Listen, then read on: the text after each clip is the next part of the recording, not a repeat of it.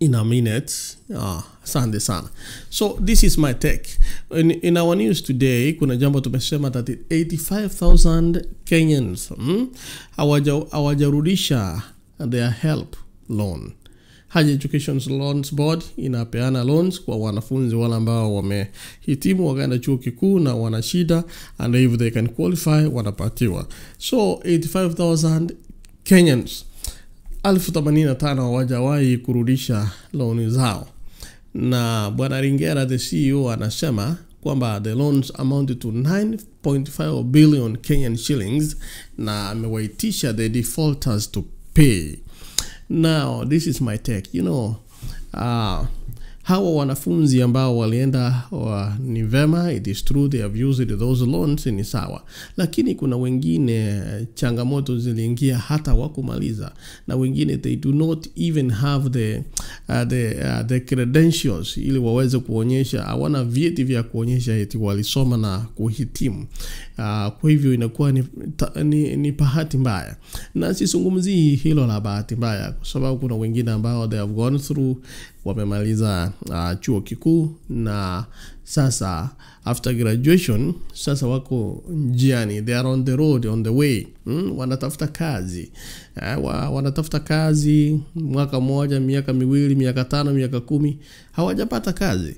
Na ni kweli, how do you expect them to pay yet they have not had any income to generate? They have not generated any income.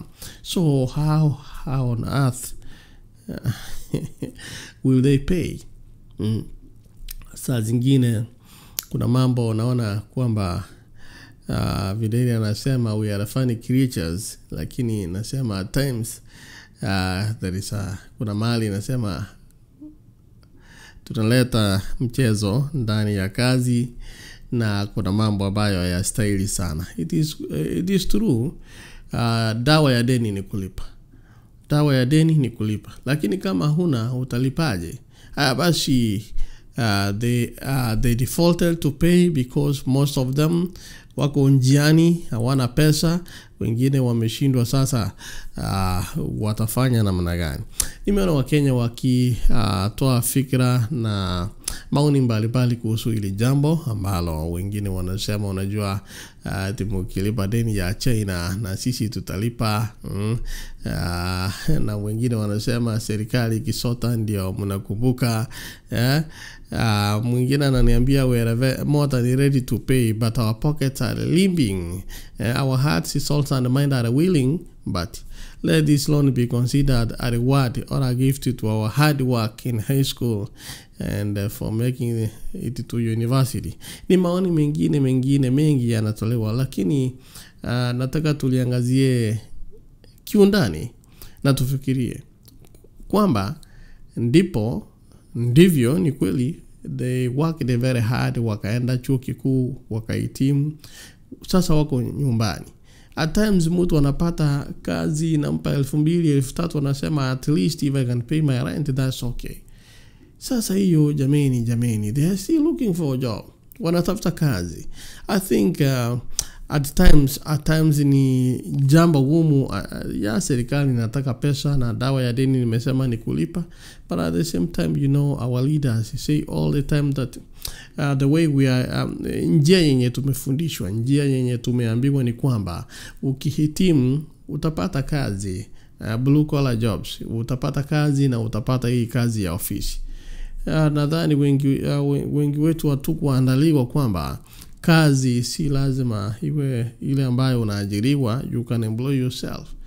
Then another question comes, are we really taught on how tunafunzwa ili tuweze kujikimu kimaisha kwa kujisimamia, ama ni kwa ajili ya kuajiriwa? When other people like Japan na wengine, when other people are talking about empowering their people, their citizens, mtoto akihitimu kutoka shuleni at least he can make something.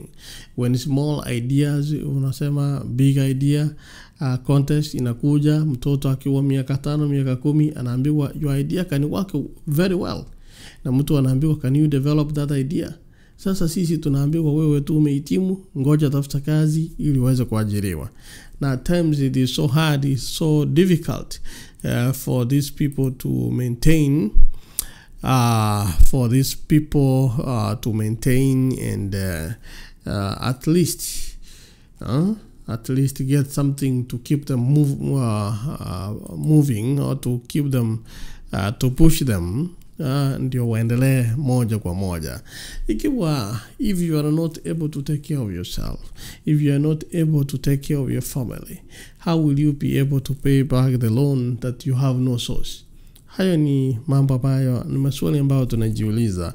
Kwa hivyo siku ya leo, hata kama tunapofikiria, tunapoanza na Bwana, tunamuomba Maulana atuneemeshe, kwa sababu mambo ni magumu. Things on the ground are different. Mambo kwa ground ama vitu kwa ground ni different. Saa zingine hayo ndiyo maajabu tukiyafikiria. Saa zingine unashangaa what is happening. Saa zingine unashangaa ni nini ambacho kinaendelea katika maisha haya. Kwa hivyo what I want to say is that ni mambo magumu. Whichever that your hands can find to do, please do it. Nataka kusoma hilo fungu ili niweze kutamatisha kwalo siku ya leo. Nataka kusoma hilo fungu. Maandiko matakatifu.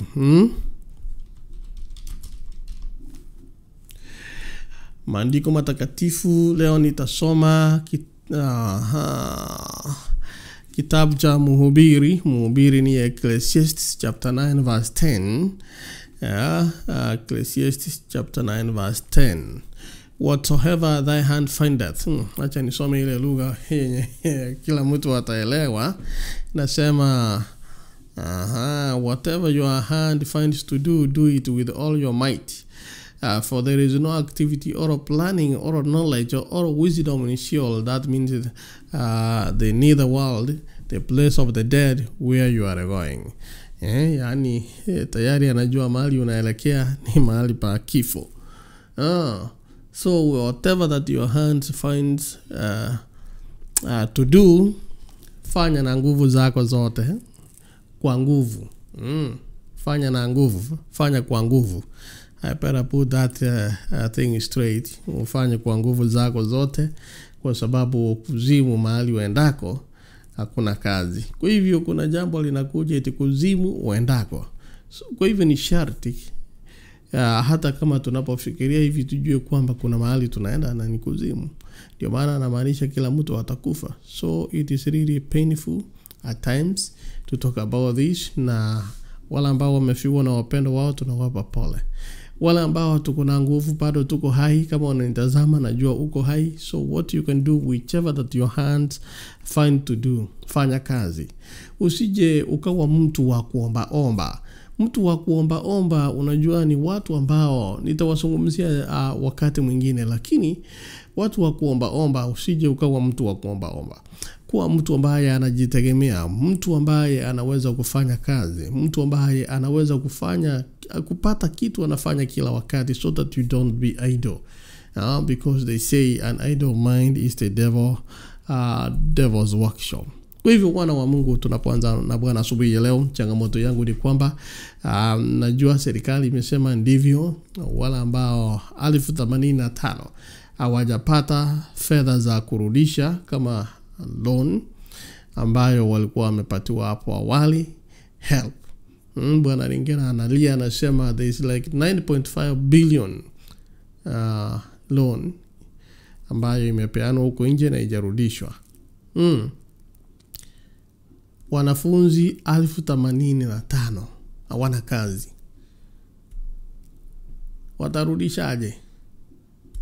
So changamoto yangu ni kwamba hata kama ulienda shule, ukuenda shule, still your hands can find something to do. Mikono yako inaweza kupata kitu, inaweza kufanya. Ni Orino Tiri, AGR Live Bakusi Global Radio. Thank you for watching, and at the same time I want to encourage you that kiwa una kazi, kiwa una chakula, kuna mtu hana, tafadhali try to see that you can help